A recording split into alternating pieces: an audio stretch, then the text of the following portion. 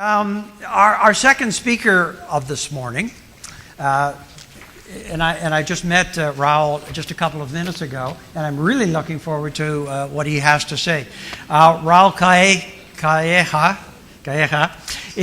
he has a business degree in marketing and management and a master's in marketing and communication. He has worked with IFEMA, which is the Spanish leading trade organizer, since 2004. And he is personally responsible for 3 very large fairs. A Fruit Attraction, which is for the fruit and vegetable industries, Motor Tech, which is for automotive, and Metallica, which he'll probably tell you more about when he comes. So if you would all please join me in welcoming Raul Calleja.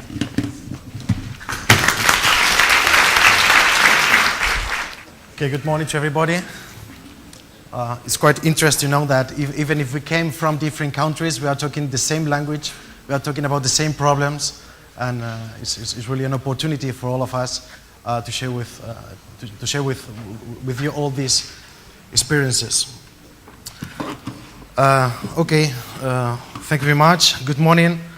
First of all, I would like to thank the organizers of the Korea Forum for 2 things. First of all, for organizing events like this. I think it's very important for the industry to share experiences with all of you. And second, for inviting us to take part in this meeting for professional and future colleagues. I would also like to thank the audience who are here now and take part in the opportunity to talk about a vital subject, how to be happy organizing fairs. 5 months ago, I attended a lecture on innovation and creativity by one of the great Spanish gurus, and I didn't learn anything. The best thing is that before the talk, the speaker told us that if anyone was hoping to be more creative or more innovative after the speech, they were totally wrong, because to be creative or to be innovative is just a way of being, it's a way of being in this life. We act on the basis of who we are as people, our personal and professional experiences, and what our environment allows us to do. Professionally, we act as we are. This Spanish speaker told us that if you are not innovative, you are not going to be any more innovative after the speech. And if you not acted creatively during your whole life, you are not going to become creative from now on, as if by magic. There's not an innovation drink which changes you when you drink it. Well, not yet, time will tell. But who's anyone to tell you if you are a creative person or not? Who decides if you are innovative or not? Is there a creative club? Is there a specific gen? Is there a style of clothing? In the United States, it exists a company who is called the Fast Company, who every year decides who the 100 most creative people in the world. And when the journalists ask them which are the main points of your creativity, all of them ask, I'm really happy with what I'm doing, and it makes me happy, it makes me more creative, no? What about this picture? What do you think, who is the most creative of these people? Of course she is. She's suffering him every day. I firmly believe that creativity is an state of mind. It's a personal attitude making us want to change our personal and professional environment, starting by ourselves. We will be innovative and creative in our work if we are with ourselves and our environment. If we have a positive attitude every day. Creativity and innovation are not a business strategy. Creativity and innovation is not a business model. They don't consist of having great ideas. Creativity and innovation are a way of being, that's all. And if we are not creativity and innovative, just don't worry about it. That's all right. We just have to find a method, daily habits involving other people, starting with ourselves. It's a personal attitude. To be creative or innovative is to transform ourselves to create a new environment of positive energy around us. I call this process transformation. If you can look at yourself in a mirror for 10 minutes, saying you have a powerful mind and today is a great day, even if it's raining, you will have begun the transformation process. Ladies and gentlemen, today is a great day for all of us. And I want to share this great day with all of you. Thank you for letting me share it with you. My name is Raul Calleja. I came from Spain in Southern Europe. And as you know, Spain has been the country that for the first time in its history won the Football World Cup last year. Just a video to remember it.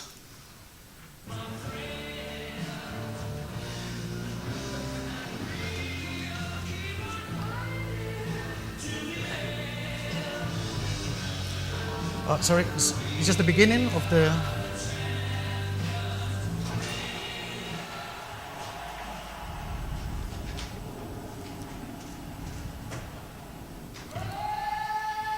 In Spain, we say that this Spanish team has been the most creative team in the history of football in Spain.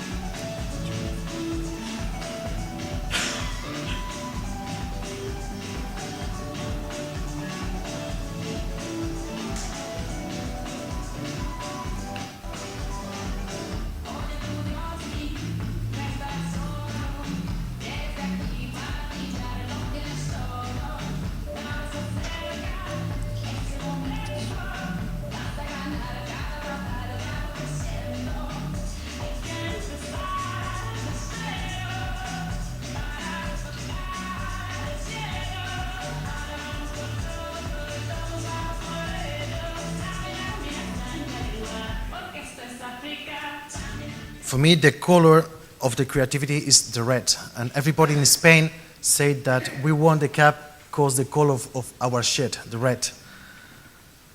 I have been working in IFEMA for nearly 8 years. I'm now 37 years old, and IFEMA has been one of the leading trade fair organizers in Southern Europe for the last 30 years. In IFEMA, we organize about 80 fairs a year, almost all of them trade fairs, on a 200,000 square meters venue. Actually, as Barry said before, I manage 6 major events. Fruit Attraction is a fruit and vegetable trade fair, which after just 3 editions is the third most important fair in its sector worldwide. Mototech, Automechanica International, the Automobile Components Fair, which grew by 30% in its last edition, after 4 years of still losing exhibitors and visitors. Matelec, the professional fair for the electrical and electronic sector, which we are transforming at the moment and which is in a very difficult situation, so we won't know the results of the transformation until October next year. And finally, the International Construction Week, with which 3 groups of professional trade fairs relating to different areas of construction. From these 8 years spent organizing trade fairs, one of the things I'm most clear about is what our work as fair organizers really means. Companies are created to look for customers to buy their products or services. Client companies need suppliers and look for quality, novelty, or price. Client companies need it takes a tremendous amount of time and resources to find these things for both parties, companies looking for customers. And one day, first appeared 3,000 years ago to say to the market, hey, we are here and we can put all of you in a box under one roof and then get working, buying and selling. But first, great message of this session. Today we have to work on what we want the first for the next few years to be like. It is our responsibility as fair organizers to define what our product service will be like in the coming years. And we have to make fairs necessary for the markets. 3,000 years after fairs and markets began, everything has changed, of course, and the world has also evolved. One of the most exciting things is to have the opportunity to live through, see and experience the greatest social and technological revolution in the history of humanity. All these social and economic changes are happening at a dizing pace. Nothing will ever be the same again. The world is in a continuous process of change and breakup. New people, new ways to do business, new media, new ways of relating and keeping in touch with companies and people. We have the opportunity to live through all these changes. I would like to take a moment to thank my parents for having allowed me to live in a time of constant, fleeting change. And best of all, this change and breaking with the past is constant. Nothing stays the same. Nothing will ever be the same again. None of us expects after the world crisis to go back to the situation of 10 years ago. That's not going to happen. During periods of economic uncertainty, taking part in fairs is one of the first budget allocation to be cut, especially when your fair is not the leader in its sector. Very mature countries and sectors unable to react to change are the countries and sectors which suffer most in an economic crisis. However, there are always people and business who keep going at the same pace in times of crisis. These are the great navigators. Navigators who face it with a perfect storm, which means an economic, financial, social, climate and trade fair crisis. Basically, they are happy. For me, the big question is, can fairs adapt to this constant breaking with the past? Do we have to adapt or create a new trade fair model? Can we create a new kind of box? Does anyone in the audience have the answer? I'm sure there will be a lot of different opinions. One of the goals of this session is to share our experience with all of you.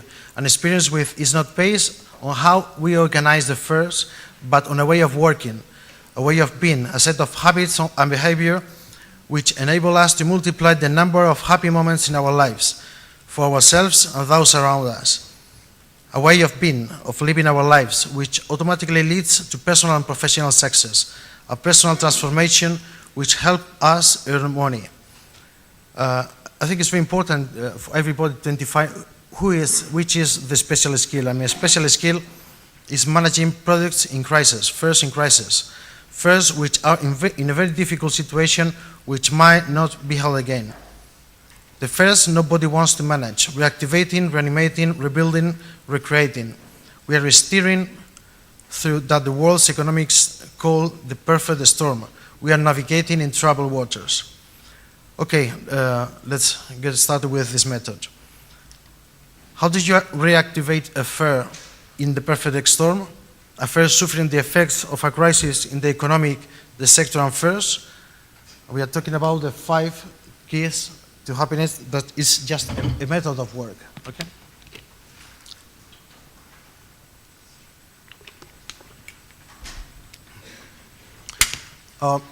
Let's not lie to ourselves.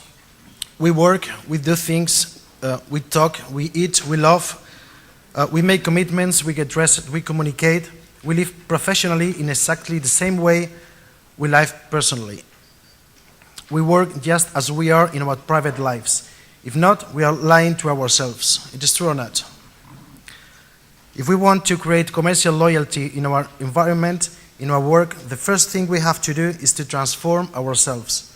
In all honesty, I don't believe we can reinvent ourselves, innovate ourselves, redefine ourselves, recreate ourselves. That's why I don't believe anyone can become creative or innovative overnight. But what we can do is to transform ourselves, our personal and work environment. And when that happens, and we learn certain habits and daily practice, we can transform whatever we want. We can change what we want. We have a powerful mind. You all have a powerful mind. And we are faced with the challenge, transforming our environment. In our company, we are learning to use a working method based on 5 key points. 5 points which are all interrelated and necessary. 5 key points which apply to our way of being as people and as professionals, and which we have to be able to bring to our product and our customers. This way of working multiplies our moments of happiness when applied to ourselves, our personal environment, and our work. Only if we are able to create happiness at the same time to everything which keeps us busy 24 hours a day, we'll be able to be happy for longer and also enjoy professional success. We cannot only be happy at home. We cannot only be happy at work. We cannot be happy when we are alone and not when we are with others. We need to interrelate every moment of the day to achieve the end goal which we all have to define for ourselves. You have to spend time defining your mission in life. You cannot go through life just existing. You have to live it. It's not the years I live that are important, it's living the years. The 5 keys to happiness are not 5 keys that open different doors. They are 5 keys that open the same door, a door with 5 locks. The 5 points are going to be adaptability, guidance, content, trust, and credibility. The first one is adaptability. It's the first step in personal and professional transformation is to be aware that we are part of our environment. We form part of a larger whole, and therefore we need to coexist with it. The environment we live and move in demands constant adaptation. Adaptation and flexibility are not a need or even an option. Adaptation is a way of being, a daily habit if you want to create evolution. Darwin said, "It is not the strongest of the species that survives, not the quickest, not the most intelligent, rather is the most responsive to change." Adaptation can be a conscious or unconscious, but it's more fun if it's conscious. In our personal life, adapting to our environment means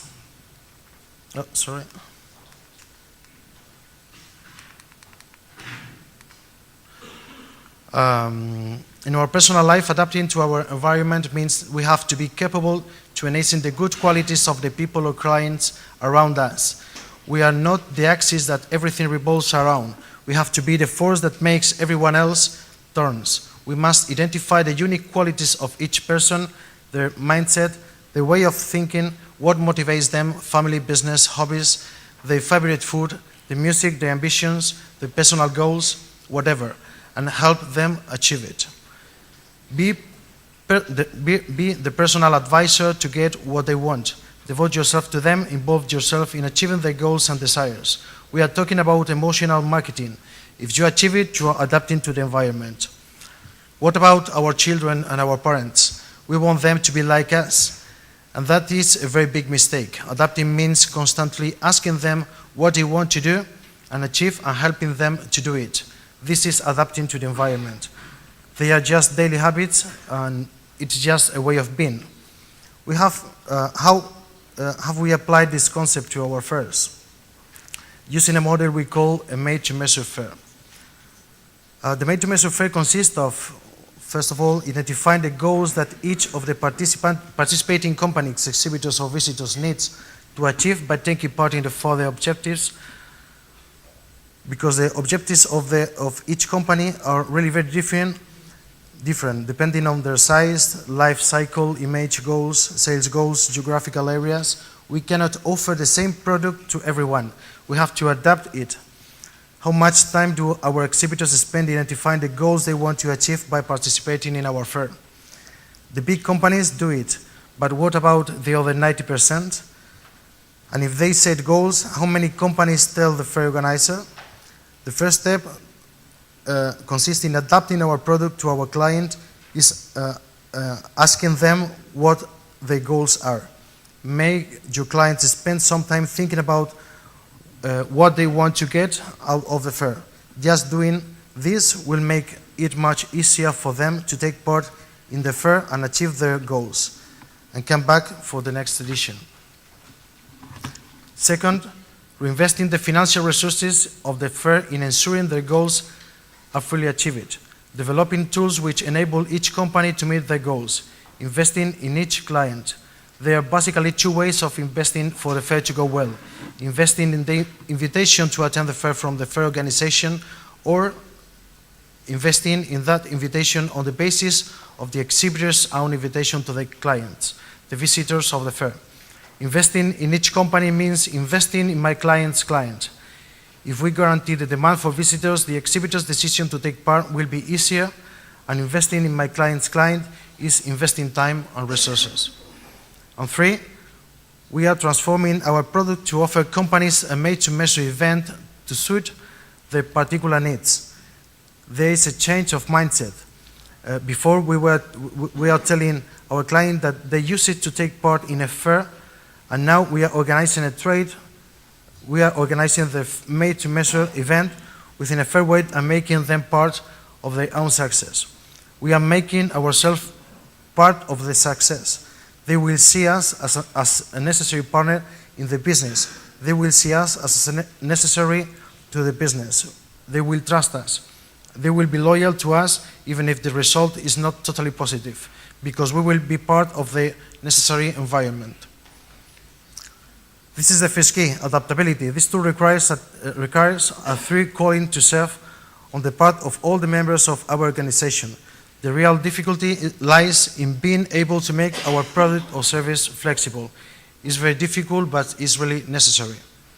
From a practical point of view, as an idea for conference organizers, a made-to-measure conference means that instead of asking the audience at the end of the conference if they like it or not, and if they have any suggestions, they should ask before the conference what your concerns and problems are. And then the speakers could adapt their discussion to their needs, and it will be more successful for everybody. Guidance is not to lead, is to guide, which is a big difference between these concepts. For me, this key is one of the most important, and guidance consists of the ability to make everyone around you look at the same place. If we all look at the same place and work to get to the same place, we will get there faster, more easily, and all together. Guidance consists of defining an arrival point and making everyone travel to that place together. Imagine we are traveling on a two-lane motorway from point A. If we know clearly that our destination is point B, we will drive in the left-hand lane without thinking of anything else, without getting distracted. From the point of view of the fairs we manage, guidance means defining very clearly the sector positioning, the geographical positioning, and the overarching final goal of the fair, doing business. We have found it helpful to define certain message, as the fair is just an umbrella brand with the main aim of enhancing each of the subsectors. Third key, content. Each person has to identify the unique quality, the added value, the speciality. This differentiation must be the real content for each person. We have to contribute valuable content to our society. We can't go through life without contributing content, without giving things which help to improve life. We have to do things to help other people. We have to write, to give our opinion in forums, to communicate with others as much as possible without expecting anything in return. We have to eliminate everything from our lives which doesn't add value. We have to know how to bring out the value and content inside other people. If we bring the word content to our work as fair organizers, this means that we have to talk about something other than the figures for the last edition or whether we are international. We have to create a solid project around a story, a future project, but with independent editions. Some ideas we have applied in our fairs At Fruit Attraction, the fruit and vegetable fair, we created the Vegetable Week with a consumption campaign in children's school, special menus with fruits and vegetables in hotels and restaurants in the city during the fair, gastronomic events, actions which enables the sector fair. My message is, I'm not a trade fair organizer because I'm sector and I want to do things to help the sector and drive its sales. At Mototech Automecanica, we began a campaign in different cities with presentations to companies about marketing at fairs. These are training forums where we help them to learn to use the tools provided by a fairway involved in their business. They are loyal to us. Fourth key to happiness, trust. The fourth key to the work. One of the characteristics of fairs is that we have not a physical product we can show. We share expectations about something which we hope will happen in a few months. When we go to sell the fair to an exhibitor with our sales team, we are trying to sell trust. What we sell basically is trust. We tell the company, trust us because this is what is going to happen at the fair, and you are going to do business for all these reasons. But can we give 100% guarantee this will happen? I think the answer is no. To sell trust, we need a set of habits. Full knowledge of our product and how it can be adapted to the needs of our business. Self-confidence, capacity for immediate decision. It's not good saying I have to check it. I have to check it with my boss. Trust it between people. Answering questions, emails, queries almost immediately. Returning calls. 3. Personalize it. Real attention. As service providers, we must be able to respond immediately to any aspects relating to participation in the fair. Invoicing, spaces, sector, competition, prices. Personal reliability. Which of these people seems more trustworthy to you? We are clearly certain expressions which are a synonym of trust, a way of talking with self-confidence, speaking clearly and focusing on key messages, even physically looking people in the eye, raising your eyebrows, lifting the cheekbones, expressive eyes, the position of the hands, open rather than closed, physical contact with the other person, smiling and having a sense of humor, basic rules of behavior. Our sales team must physically inspire trust. Will there ever a plastic surgeon specializing in modifying faces to make them look more trustworthy? You can bet on it. And last, key, credibility. This is the key that inspires loyalty. We have to be credible to our clients, keep our promises. We have to commit ourselves to fulfilling the expectations we create and not promise anything we can't deliver. Achievable goals, sincerity, and if we can't manage something, it's best to come out and say it beforehand. Be honest.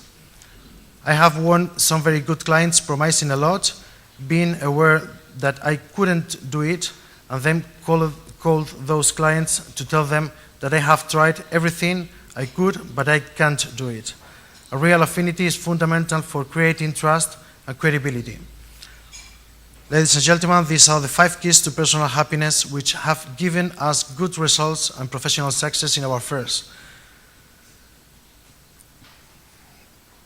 but which I am sure can be used in other activities. It's just a way of working, a way of living, a transformation process of our personal habits which will help us to be happier and less important to sell more.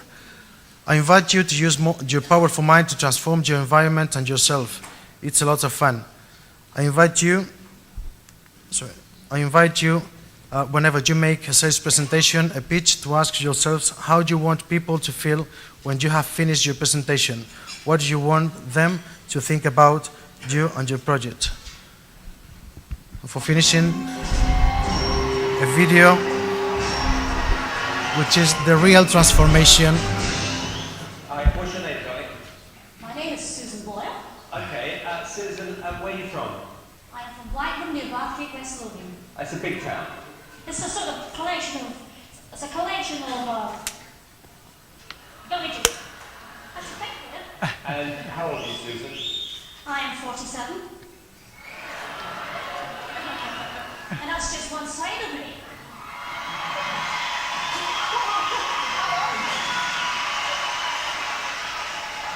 Okay, what's the dream? I'm trying to be a professional singer. And why hasn't it worked out so far, Susan? I've never been given the chance before, but here's hoping it will change. Okay, and who would you like to be as successful as? Elaine Page. Elaine Page. What are you going to sing tonight? I'm going to sing I Dreamed a Dream from The Wizard of Oz. Okay. Big song. Yeah. Yeah.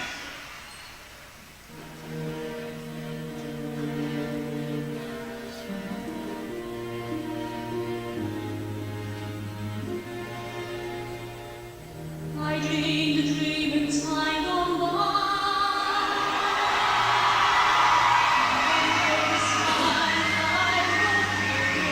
Too much fun up, did you? Did you? No. I dreamed of love that never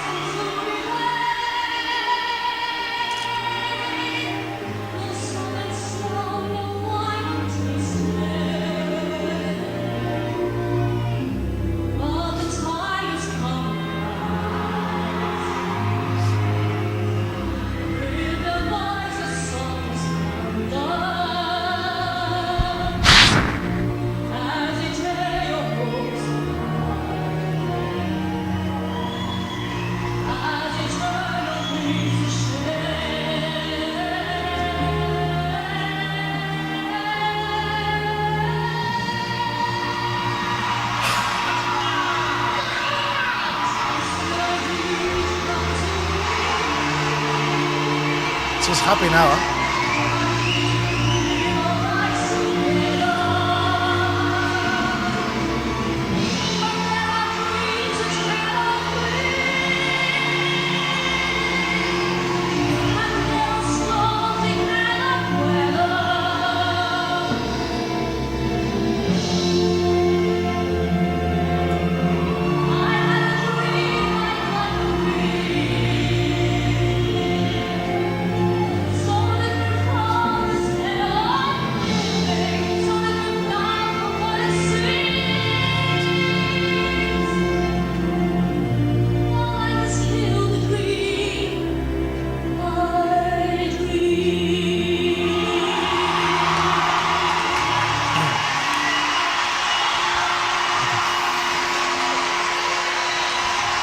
Okay.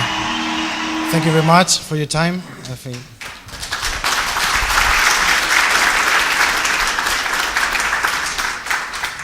Thank you, thank you. Stay, Oh, sorry. stay. Are there any questions? Remember, we have prizes for questions. I have a question. We have one here, yes. I don't have mine. Thank you. Yes, thank you. Thank you for your lecturing. I was very impressed by your idea of creativity. Well, I think there are trends. The Westerners are familiar with the concept, the idea of creativity, which had been in the Orient, maybe including India, Korea, Japan, China. I see some familiar concepts that you lectured, the creativity. So I'm curious about the background of your philosophy, so the notion of creativity. Could you tell us some readings or philosophy background of your notion of creativity a little bit more? So I think what he's asking is sort of your background into what you're talking about in terms of creativity. Where does it come from? What Is that correct? Yes. Yeah. Where it come from? This concept. Yeah. Go on Yes. to the microphone. Background of your.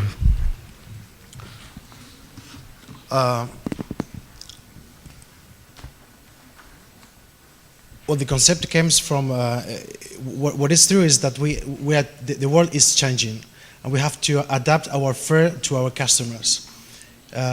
We can do a lot of things, but I think we have to launch a message to the market, and the message need to have a name. The name we have put is a tailored fair made. No, I have worked in other companies and adapting products to our customers because we think that our product need to be the same for our customer, or we can adapt our product to each customer. I think it's very difficult in fairs because a fair is a fair. It's a lot of offer with suppliers, with clients. But what we do is we have a document, and we ask each exhibitors which are the main goals. What do you want to achieve coming to our fair? No? And then what we do is to adapt the fair, inviting their customers. We give them a lot of impacts in the fair. We don't sell square meters. We are a service provider. Then we have to adapt this concept to this new way of doing business. Great, thank you. Did you give the gentleman his prize? Yes? Right here. Oh no, there we go. Are there any other questions? I have one that I would like to ask. Okay. That just if you, I loved what you said, but if you could just clarify for me, it would be very helpful. The difference between trust and credibility. Could you clarify that? Well, I think trust is between people, no? Okay. And credibility is credibility in your product. What you sell is more or less the same thing, but I think is there a little difference between because if I sell you something, credibility is that I can use my product to create confidence with you, but trust is trust between persons, between people. No? Okay. I think this is the. Thank you. Any other questions? You have a great panel up here. No? All right. Thank you so Thank you much. very much. Thank you. Bless you. Nice job. Thank you.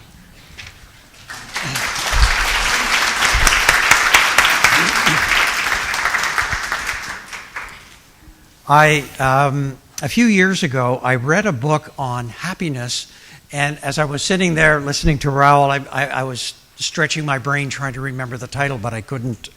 It just escaped me. I'll probably think about it like early tomorrow morning. It'll come to me. Anyway, this particular author who studied something called positive psychology. That's what he was doing, and he talked all about happiness. And one of the points that he made, which I really liked that you made during your presentation, is he said that you can't strive towards being happy.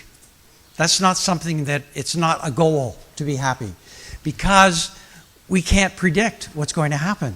We are very bad at predicting the future. All we can really do with happiness is live it right now. And I have been very blessed to have chosen this industry to spend my career in.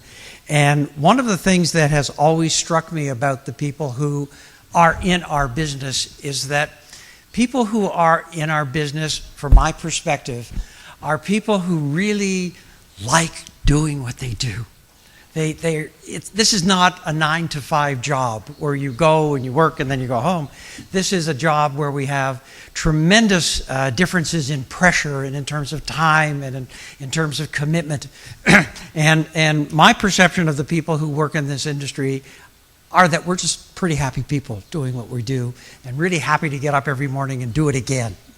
And then to take your messages and then to be able to pass that along to our customers, both our exhibitors and our attendees. I thought your comments were right on. So thank you so much for that. Thank you. you.